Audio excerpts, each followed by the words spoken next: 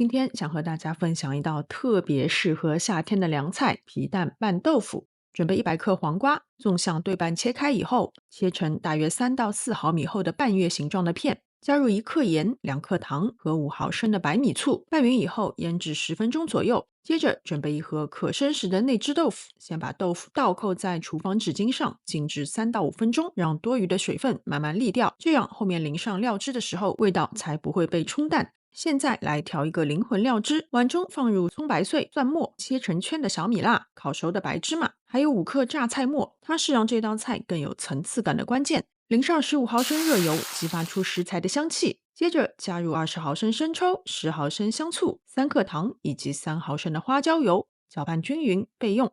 把濾掉水分的豆腐從盒子裡完整的倒扣出來。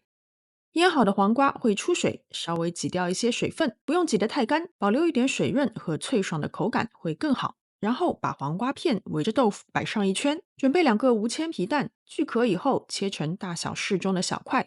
把皮蛋擺在豆腐上面，再把調好的料汁均勻地淋在皮蛋和豆腐上，最後再撒上一些蔥花，這道升級版的皮蛋拌豆腐就完成了。額外添加的黃瓜會帶來爽脆的口感，也為這道菜的顏值加分不少。榨菜則提供了一點發酵的鮮香，讓人忍不住會一勺接一勺。好了，今天的視頻就到這邊，非常感謝大家的觀看，我們下次再見。